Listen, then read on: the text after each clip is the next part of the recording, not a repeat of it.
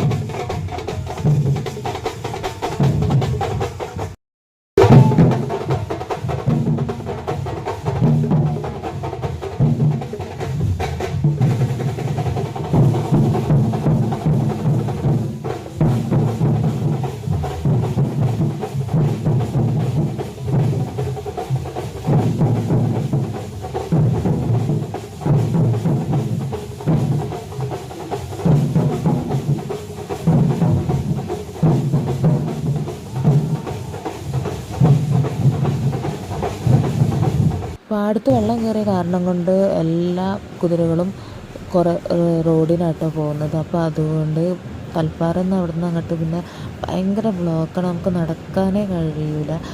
അമ്പലത്തിലേക്ക് പോകണം എന്നുള്ളത് രാവിലെ പോകേണ്ടി വരും കേട്ടോ. ഒരു 7, 8, 9, 10 ആകുമ്പോൾ തന്നെ പോയി തുടങ്ങണം. പിന്നെ വരവിൻ്റെ കൂടെ പോകാൻ നിന്നാൽ നമുക്ക് നീങ്ങാൻ കഴിയില്ല. നമ്മൾ രാത്രിയാവും അവിടെ എത്തുക അമ്പലത്തിൽ നമ്മുടെ വരവേറെ കൂടെ പോവുകയാണെങ്കിൽ. അപ്പോൾ ഇവിടെ നിന്ന് പോകുമ്പോൾ ഒരു വേറെയും കുറേ കുതിരകളായിട്ടുള്ള വരവ് കാണുമായിരുന്നു കേട്ടോ. അപ്പോൾ അതൊക്കെ പോണ കൂടുതൽ ഞാൻ വീഡിയോ എടുത്തുകൊണ്ടാട്ടോ പോകുന്നത്. നല്ല രസമുണ്ട് ഈ കൊട്ടൊക്കെ കേൾക്കാം. പക്ഷേ ഈ കൊട്ടിൻ്റെ അടുത്ത് നിന്ന് കേൾക്കുമ്പോഴേ ചെവി തരിച്ചു പോവുമായിരുന്നു. തലപ്പാറ എത്തേണ്ട താമസം അമ്മ അപ്പം തന്നെ ഫോൺ വിളിച്ച് പറഞ്ഞു, കൊട്ടിൻ്റെയൊക്കെ ശബ്ദം കേട്ടിട്ട് ഇവിടെ ഒരാൾ എണീറ്റിട്ടുണ്ട്, വേഗം പോരുന്നു. അമ്മയുടെ ആക്കിയിട്ടാട്ടോ പോകുന്നത്. പിന്നെ അവിടെ വലിയമ്മമാരൊക്കെ ഉണ്ടല്ലോ കമ്പനിക്ക് എന്ന് കരുതിയിട്ട്. പക്ഷെ അമ്മയ്ക്ക് ഇങ്ങോട്ട് വരണമെന്നുണ്ടായിരുന്നു കേട്ടോ, വരവൊക്കെ കാണാൻ വേണ്ടിയിട്ട്. പിന്നെ എങ്ങനെയായിരിക്കും ഇവിടെ സൗകര്യം കാര്യങ്ങളും ഒന്നും അറിയാത്തതുകൊണ്ട് പിന്നെ അമ്മനോട് പറഞ്ഞു, വേണ്ട നിങ്ങൾ അവിടെ നിന്നോളി കുട്ടികളടുത്ത്, ഞാനും ചേച്ചിയും നാത്തൂമാരും പേരക്കുട്ടികളൊക്കെ പോയിട്ട് വരാൻ പറഞ്ഞിട്ട് ഞങ്ങളങ്ങനെ പോകുന്നതാട്ടോ. ഈ എക്കൊല്ലത്തെ എന്താ പറയുക കളിയാട്ടം ഭയങ്കര രസമായിരുന്നു. ഇനി അടുത്തല്ല അമ്പലത്തിൽ പോകണമെന്ന് വിചാരിക്കുന്നു. ദൈവത്തിൻ്റെ അനുഗ്രഹം കൊണ്ട് ഇനി അങ്ങനെ ഒരു ഭാഗ്യം കിട്ടട്ടെ എന്ന് ആഗ്രഹിക്കുന്നു. അനിയത്തിയും ബാപ്പൻ്റെ മോളും കൂടി പിന്നെ അമ്പലത്തിലേക്ക് രാവിലെ തന്നെ ഒരു 10 മണി 10:30 പോയിരുന്നു കേട്ടോ. അന്നേരം ഒന്നും തിരക്കില്ലാത്തതുകൊണ്ട് അവൾ അവിടെ എത്തിയെന്നും പറഞ്ഞ് ഫോണൊക്കെ വിളിച്ചിരുന്നു. അപ്പോൾ അവിടെ നിന്ന് കുറേ വീഡിയോസൊക്കെ അവൾ അയച്ചു തരാമെന്ന് പറഞ്ഞിട്ടുണ്ട്. അപ്പോൾ ലാസ്റ്റിൽ ഈ ഒരു വീഡിയോൻ്റെ ലാസ്റ്റ് അവൾ തന്ന വീഡിയോയും കൂടി ഞാൻ ചേർത്തിട്ടുണ്ട് കേട്ടോ. അപ്പോൾ ഈ ഒരു വീഡിയോ എല്ലാവർക്കും ഇഷ്ടമായി എന്ന് വിചാരിക്കുന്നു. നല്ലൊരു വീഡിയോ വരുന്നവരെ ടാറ്റാ ബൈ, സീ യു.